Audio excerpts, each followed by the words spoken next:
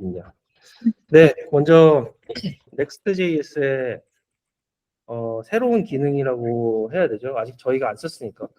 m라우터라는 기능에 대해서 다시 한번 스터디를 열었고요.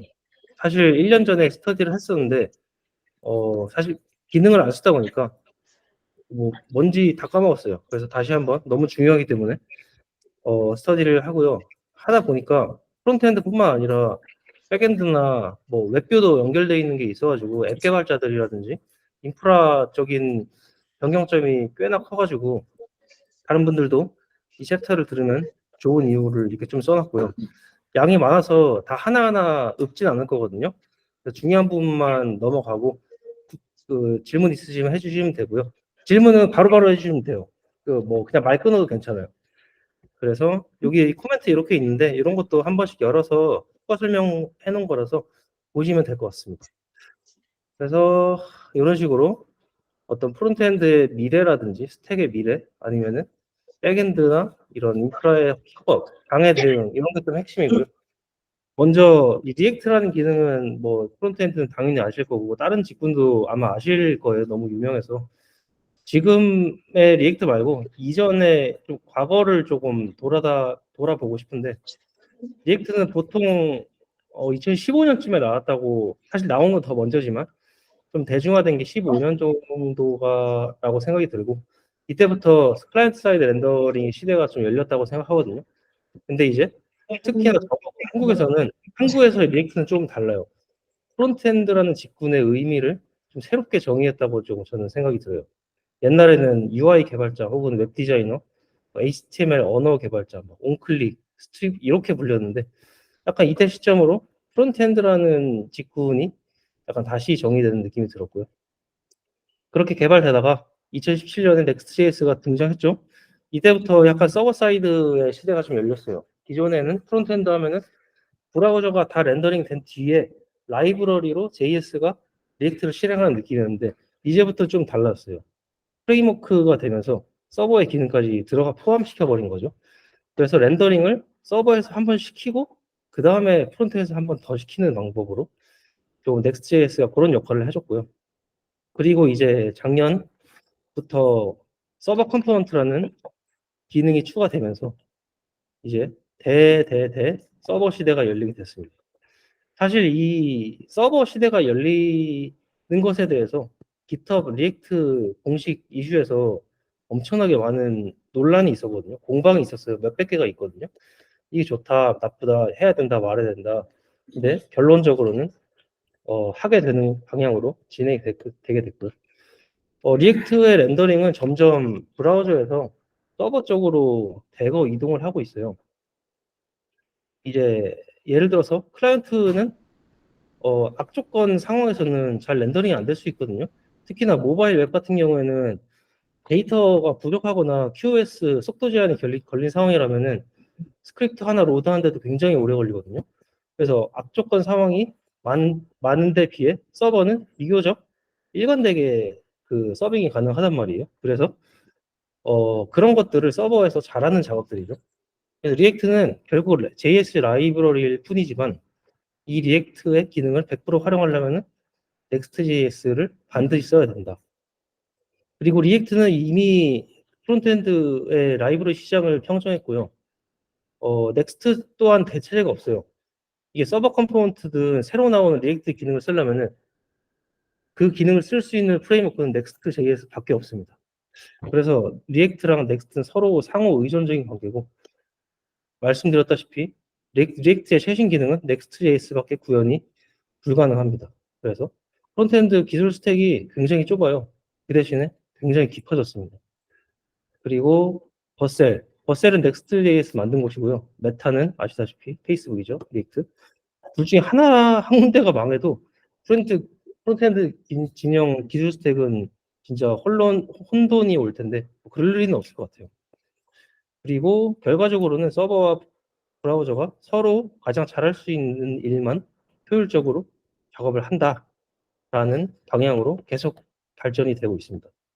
그래서 나는 막 마이너 감성이고 남들이 안 하는 거 하고 막 그러면은 뭘 쓰든 솔직히 상관없어요. 나무 웹 에디터를 써도 되고요. 근데 2024년 기준 프론트엔드 엔지니어라면 리액트를 써야 되고 넥스트를 써야 됩니다. 거의 강제예요. 근데 넥스트를 리액트를 얼마나 깊숙이 잘 쓰냐 거기서 이제 그 변별이 생기겠죠. 뭘 쓰냐는 별로 중요하지 않아요. 이제 이미 정해져 있기 때문에. 그래서 서브 컴포넌트를 배워야 되고요. Next.js에서는 우리가 지금까지 쓰고 있던 페이지 라우터 방식, 페이지 렌더링이 지금 업데이트가 안 된 지 1년이 훨씬 지났어요. 그 말은 그냥 디프리케이트 시킬 작정인 것 같거든요. 아예 언급조차 없어요. 그래서 이게 미래다라는 생각이 좀 들었습니다.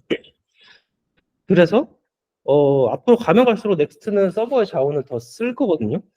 근데 이제 그에 따라서 프론트엔드에게는 서버 쪽 모니터링이랑 그 컴포넌트 캐싱 전략 그리고 데브옵스 쪽으로도 영역을 많이 넓혀야 돼요. 그러니까 프론트엔드의 기본 소양이 돼야 될 것 같아요. 근데 이제 그러니까 근데 이제 어차피 서버 자원을 써야 되면은 최대한 부하를 적게 효율적으로 써야 되죠. 이 정도까지가 리액트의 이전 상황이었고요. 어, 이제부터 리액트가 어떻게 브라우저에 렌더링 되는지를 기존 방식을 한번 설명드릴게요. 클라이언트 컴포넌트 기준으로. 리액트는 렌더링 되는 기본 단위는 컴포넌트 기본이고요. 여기서 컴포넌트란 뭐냐? 쉽게 말하면은 그냥 자바스크립트 함수예요. 펑션이에요. 그 대신 리턴을 JSX라는 자바스크립트 확장 문법으로 그 리턴한 함수를 말하고요. 그냥 컴포넌트지만 그냥 함수라고 그 인식하셔도 돼요.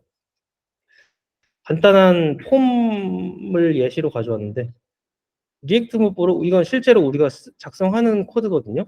리액트 문법으로 이런 폼을 한번 만들었다고 쳐봅시다. 이런 폼이 우리가 개발로 올렸어요. 그러면은 이제 배포를 하려면 빌드를 하잖아요. 그럼 바벨을 만납니다. 바벨이 뭐냐? 이제 브라우저가 이해할 수 있게 코드를 이제 조금 기계어로 바꿔주는 거예요. 브라우저 언어로. 그래서 바닐라 JS로 변환을 하고요. 변환을 하게 되면은 이 밑에 부분이 좀 많이 이상해졌죠? 이런 문법들이 사실 태그지만 태그가 아니에요. 이런 태그 형태로 쓸 수 있게 리액트가 잘 예쁘게 해놓은 거고 사실은 이런 식으로 작성이 돼야 돼요. 그래서 이런 식으로 대충 깊게 보진 않을게요. 이렇게 작성이 됩니다. 그러면은 이 JS 기반으로 뭘 만드냐? 리액트 엘리먼트라는 걸 만드는데요. 예전에 버추얼 돔이라고 불렸던 거예요. 이제는 리액트팀에서 버추얼 돔이라고 쓰지 않는다고 합니다. 얘가 어떻게 변환하냐면은 이렇게 변환해요. 여기서부터는 더 대충 봐도 돼요. 이렇게 그냥 자기들끼리 내부적으로 아는 언어로 변환을 하고요. 그게 리액트 엘리먼트라는 것을 만들어요. 그리고 이 리액트 엘리먼트로 또 뭘 만드냐? 파이버 노드라는 걸 만들어요.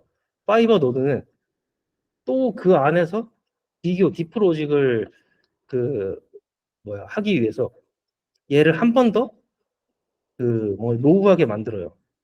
이런 식으로 볼 필요 없어요. 그냥 되게 복잡하게 있다 정도까지만 보면 되고요. 그 다음에 리컨실레이션이라는 거를 실시합니다. 이게 뭐냐면은 이제 리액트 엘리먼트와 파이버 노드를 통해서 리컨실을 수행하는데 이 리컨실이 뭐냐? 굉장히 중요한데요. 실제 돔과 가상의 이 리액트 엘리먼트 간의 차이를 비교해서 딱 변경된 부분만 페인트를 시키는 거예요. 그 페인트는 커밋 페이지라고 불리고요. 돔 업데이트, 레이아웃 개선, 페인팅이 속합니다. 그래서 정리하면은 컴포넌트는 바닐라 JS가 되고 이 바닐라 JS로 리액트 엘리먼트와 파이버 노드를 만든 뒤 리컨실을 한다, 비교를 한다. 그리고 바뀐 부분만 커밋을 한다. 이 과정까지가 렌더링의 끝입니다.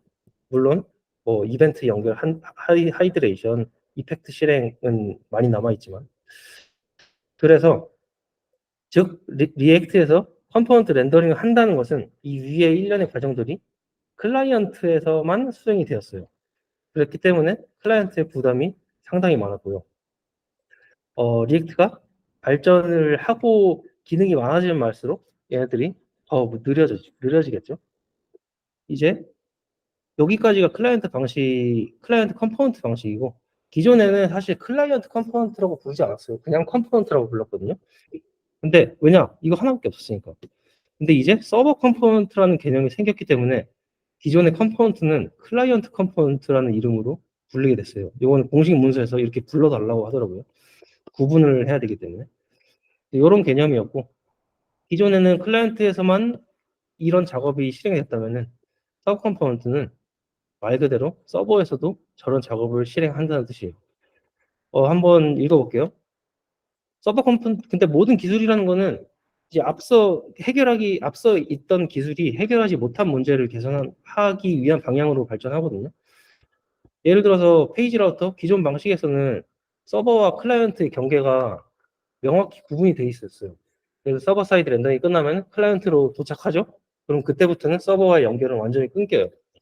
그 모든 것이 페이지 단위로 렌더링 되다 보니까 모든 데이터 패칭이 서버에서 다 완료한 후에야 클라이언트로 전달되는 구조였어요.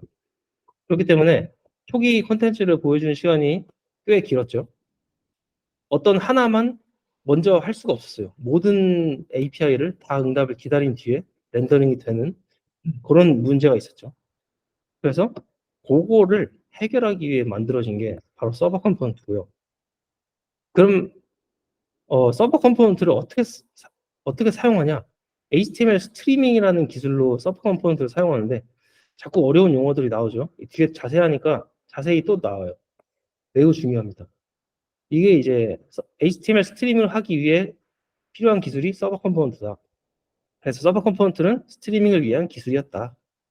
보여주면 되고 이 표를 조금 GPT한테 만들어 달라고 했는데 잘 만들어서 주더라고요. 이런 식으로 렌더링 방식은 기존에는 서버 사이드 렌더링, 서버 사이드 제너레이트, 인크리먼트, 서버 사이드 렌더링 이렇게 있었죠. 근데 이게 랩나루토에서는 이런 개념이 다 없어졌어요. 다 없어지고 HTML 스트리밍 하나밖에 안 남았어요. HTML 스트리밍 하나밖에 안 남았고 이 방식은 뭐 청크 트랜스폼 인코딩이라고 있는데 자세히 알고 싶으신 분은 댓글 읽으시면 되고요. 렌더링 방식은 설명드린 대로예요. 기존에는 전체 페이지를 한 번에 렌더링, 그리고 나서는 서버와 연결은 끝. 근데 앱라우터에서는 서버에서 완전 정적인 부분을 빨리 만든 다음에 즉시 클라이언트한테 HTML 던집니다. 그리고 나서 동시에 API를 서버에서 호출해요. 그리고 그때는 이미 그 클라이언트는 브라우저에 그 뼈대가 그려져 있어요. 그리고 나서 서버에서 호출한 것들이 신기하게 스트리밍 돼서 저희가 유튜브 스트리밍 보죠. 그런 것처럼 데이터가 와요. HTML로. 그런 것들이 이제 실제 돔에 그려지는 방식입니다. 자세한 건 밑에 나옵니다. 어, 아까도 말했지만 이 서버 컴포넌트든 HTML 스트리밍이든 이거는 Next.js밖에 못해요. 현존 Next.js밖에 없습니다. 뭔가 좀 이상하죠? 기술 이런 구조가. 그러면은 이제부터 또 자세히 서버 컴포넌트가 어떻게 작동하는지 살펴볼게요. 서버 컴포넌트를 만나면은 크게 두 가지 리스폰스를 만들어서 클라이언트로 전송하는데요. 첫 번째, RSC 페이로드라는 걸 만들어요. 요거는 바이너리 데이터인데 제이슨이 아니에요. 되게 복잡한 기계어로 돼 있거든요. 그래서 이거를 해석할 수는 없고 해석하는 툴이 따로 있긴 해요. 익스텐션을 쓰고 있긴 한데 BSN이라고 말하거든요. 데이터베이스의 문서형 데이터베이스. 저희가 저번 주에 스터디했었죠. 요런 딱 요 예시예요. 요 예시로 이 BSN RSS 페이먼트한테 뭐가 들어있냐? 서버 컴포넌트 렌더링된 결과물이 들어있고요. 그 다음에 플레이스 홀더가 들어가 있어요. 플레이스 홀더는 또 뭐냐? 서버 컴포넌트에서는 클라이언트 컴포넌트를 실행할 수 없거든요. 그래서 자리를 비워놓는 거예요. 이 부분은 클라이언트 컴포넌트 사이드니까 잠깐 넘어가자. 약간 이런 개념으로 보시면 될 것 같고요. 그리고 뭐 인자, 컴포넌트를 실행하기 인자 이런 것들이 들어있고 요게 이제 첫 번째 RS 페이로드를 만들고요. 두 번째로 렌더 트리 HTML을 만드는데 이거 뼈대라고 보시면 돼요. 그냥 먼저 던지는 HTML이에요. 완전 정적 페이지들만 먼저 다 만들어 놓은 다음에 던지는 거예요. 그래서 여기 뼈대에는 클라이언트 컴포넌트까지 포함되어 있어요. 예외 없이. 그러면은 유즈 스테이트인데 이런 거 서버에서 어떻게 실행하냐? 실행 안 하고 요 기본 값만 가져와요. 펄스인 상태로 클라이언트 컴포넌트로 렌더링이 됩니다. 그래서 서버와 클라이언트 컴포넌트가 얼추 합쳐진 전체 HTML이 만들어져서 이 두 개가 클라이언트로 전송이 됩니다. 그러면은 RS 페이로드랑 렌트트리 HTML 두 개가 모두 이제 클라이언트에 도착하면은 리액트 엘리먼트 파이버 노드를 기반으로 이제 렌더링을 해요. 사실 렌더링이 아니라 즉시 보여줘요. 그냥 걔는 이미 끝났어요. 정적 HTML 파일이기 때문에 바로 보여집니다. 아무런 로딩 없이. 뭐 이거는 크게 중요한 건 아니라서 그건 좀 넘어갈게요. 요거는 예시예요. 아까 제가 bsyn 말씀드렸죠. 바이너리 데이터. 이건 정말 간단한 예제고요. 이런 식으로 돼 있어요. 뭔 말인지 잘 모르겠죠? 요거를 보면은 저희 AI에서 쓰는 이 RS 페이로드 예시거든요. 엄청나게 길어요. 지금 아, 여기 장난 아니거든요. 이렇게 되게 대량의 데이터가 들어있어서 검색해보니까 제이슨이나 이런 거에 대해서 효율이 굉장히 좋다고 하더라고요. 압축 효율도 그렇고. 그래서 이런 거, 이런 구조에 대해서는 다음 주에 뜯어볼 예정이고요. 그리고 두 번째, 렌더 트리 HTML 뼈대가 내려옵니다. 이런 걸 좀 만들어봤는데, 요 뼈대 렌더 트리가 이런 식으로 내려온다고 그 시각화를 해놓은 거예요. 노란색이 서버 클라이언트고요. 파란색이 클라이언트 컴포넌트입니다. 이런 식으로 내려오고 서버 컴포넌트는 정적 HTML이기 때문에 변하지 않아요. 근데 그래서 즉시 브라우저 렌더링 되지만 클라이언트 컴포넌트는 이 플레이스홀더 자리를 비워놓는 건데 비워놓지만 어느 정도의 기본 값들은 다 렌더링 된 상태로 내려온다. 그래서 요게 브라우저로 내려오자마자 그냥 도큐먼트 어펜드가 되는 거예요. 그래서 아무런 작업 없이. 물론 뭐 추가 작업이 있긴 해요. 그리고 이 두 개가 서버에서 내려온다고 했죠. 그러면은 그 후에 클라이언트는 뭐 하냐? 계속 말했죠. 이 HTML 뼈대 HTML을 즉시 보여줘요. 이 되게 강조를 하더라고요. 리액트에서 즉시라는 걸. 아무 작업이 필요 없다는 뜻 그냥 거를 의미하는 것 같아요. 그 다음에 이 렌더 트리 뼈대에 있는 이 플레이스홀더 있죠. 이 클라이언트 사이드에서 렌더링 해야 되는 부분. 이 부분들을 RS 페이로드를 이용해서 무슨 파일이 필요해. 여기 클라이언트 컴포넌트를 렌더링 하기 위해서는 뭐 땡땡땡 JS를 로드해야 돼. 그럼 그 로드하고 렌더링하고 이런 작업을 실행하고요. 그렇게 해서 최종 컴포넌트 트리를 완성해요. 서버와 클라이언트 컴포넌트의 합쳐진 완성본. 근데 또 거기서 끝이 아닙니다. 완성본에서 또 리컨실을 해요. 혹시 또 달라진 거 없을까? 하고 또 한 번 그 디프를 건드리거든요. 또 한 번 건드려서 초기 렌더링에서 여기서 건드려진 게 있다라고 하면은 에러가 나는 거예요. 그래서 그 텍스트 서버에서 온 데이터와 클라이언트에서 다르다. 이런 거는 보통 그 초기 렌더링에서는 안 나야 정상이거든요. 그래서 변경된 트리만 다시 렌더링 합니다. 이게 리컨실의 핵심이에요. 이렇게 하기 위해서 리컨실을 하는 거예요. 그 다음에 뭐 하이드레이트라는 클릭 상호작용을 하고요.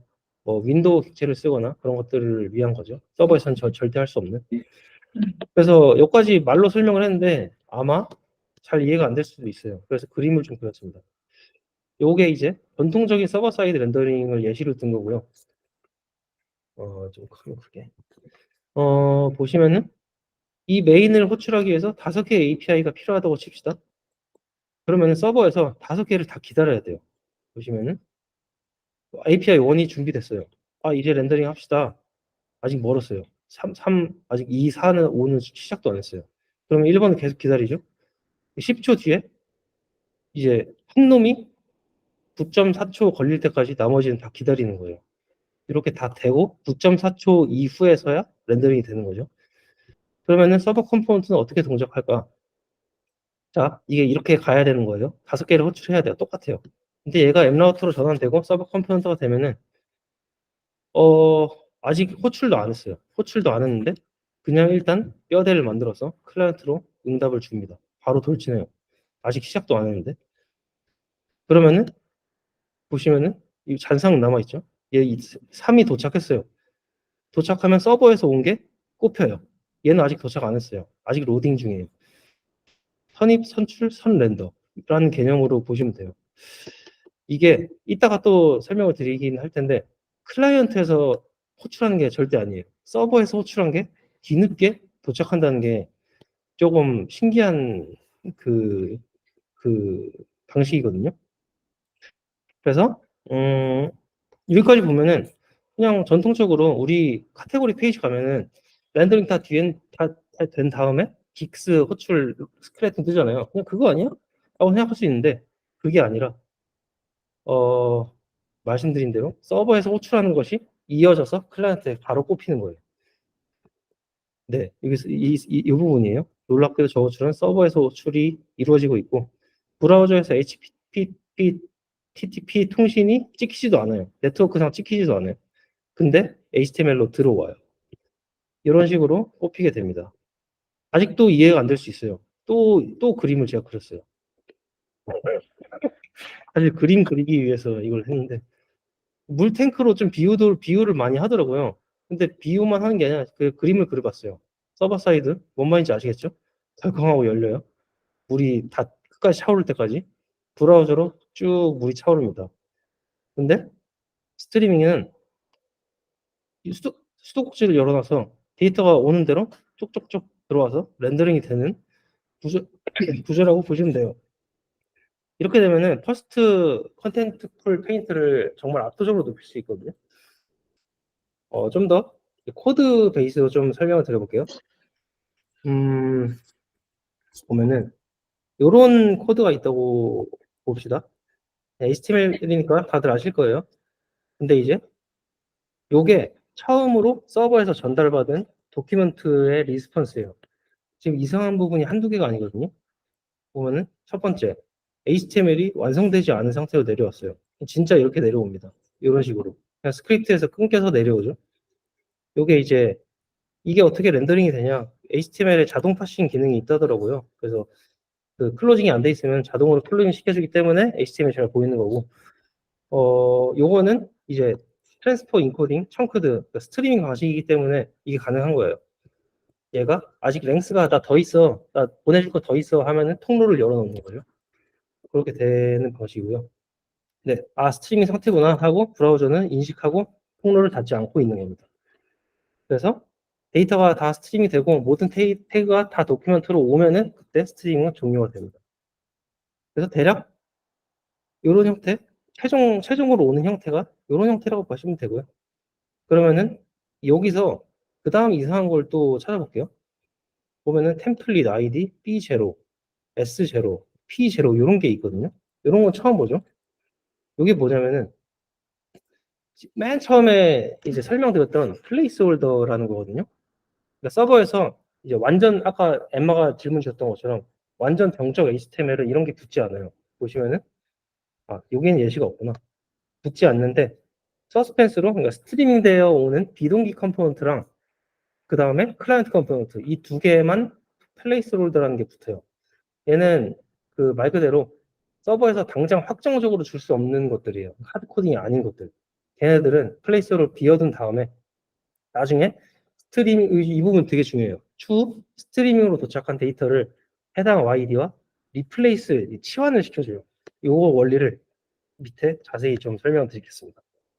그래서 이 동류는 세 가지가 있어요. B와 S와 P가 있는데 B는 블록을 나타내고 S는 서버에서 스트리밍 된 데이터 그리고 P는 클라이언트 컴포넌트를 의미합니다. 이거 어떻게 되는지 한번 볼게요. 자, 이거 왼쪽이 리얼 코드, 리액트 코드고요. 보시면은 서스펜스가 감싸져 있고 이 서스펜스는 뭐냐? 그냥 비동기 호출이라고 보시면 돼요. 사이드 메뉴라는 거를 렌더링 해야 되는데 얘가 비동기 안에 API를 호출하는 게 있어요.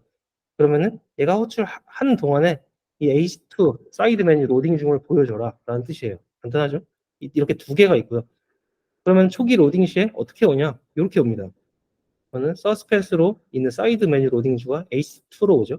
그리고 나서 템플릿 아이디 B0가 템플릿. 참고로 템플릿은 아무 태그 보여지는 태그가 아니라서 그냥 비어 있게 보이겠죠. 실제로 보이는 거는 사이드 메뉴 로딩 중과 메인 컨텐츠 로딩 중 이 두 개가 있을 거고요. 그 다음에 첫 번째 스트리밍 데이터가 어떻게 오냐면은 이게 첫 번째 이제 HTML 리스폰스고 스트링이 왔어요. 요 밑에 이렇게 왔어요. 보시면은 div hidden id s3 그리고 1차 데이터가 도착. 그 다음에 div hidden s0 그 다음에 s0 안에 템플릿 p3가 왔어요. 되게 복잡하죠? 사실 실제 코드는 훨씬 복잡한데 여기서 스크립트 한 줄이 왔어요. 이 스크립트는 뭐냐? $rc라고 $rc를 정의하는 것도 같이 오거든요 원래. 근데 그건 그 무시하고 $rc라는 거는 B0와 S0를 서로 자리를 바꾸라는 뜻이에요. 보시면은 B0 자리에 S1을 치환합니다. 그러니까 요 자리에 이 S0를 넣는 거죠. 그러니까 사이드 메뉴 위에 이 템플릿 아이디 P3가 들어가는 거예요. 이해되시죠? 그리고 나서 여기 제가 쓰다 말았다. P3는 또 S3를 호출합니다. 아니 제가 여기 예시를 안 적었네. 그러니까 S0에 P0를 넣고 그 다음에 S0 안에 P3가 있죠? P3 안에 S3를 넣어요. 이런 식으로 좀 복잡한 구조로 되어 있는데 얘가 어쩔 수 없는 게 클라이언트 정적 HTML일 수도 있고 동적 HTML일 수도 있고 클라이언트 컴포넌트일 수도 있어서 그래요. 그래서 이런 식으로 자료가 도착하고요. 그래서 1차 컴포넌트가 그 리컨실 되어진 결과가 이거예요. 1차 데이터가 도착해서 결국에는 P만 남았어요. 이 H2도 지워집니다. 그 다음에 마찬가지로 2차 메인 컨텐츠가 스트리밍 돼서 도착하면 또 똑같아요. 보면은 그러니까 B1에 S1을 넣고 이 제가 지금 잘못 만들었다. 아무튼 요 2차 데이터 요게 얘를 대체를 해요. 그래서 1차 스트리밍과 동일하고요. 최종으로는 이런 식으로 HTML이 완성이 됩니다. 얘가 코드 덩어리가 오는 거거든요. 그러니까 예를 들어서 이렇게 덩어리가 와요. 스트리밍으로. 이렇게 실제 오는 데이터예요. 똑같죠? $rs 보면은 S5 자리에 P5를 넣어라. 그리고 P2 자리에 S2를 넣어라. 이런 뜻이에요. 참 뭔가 이걸 보고서 처음엔 스트림이 되게 신기하다 생각했는데 이걸 보니까 뭔가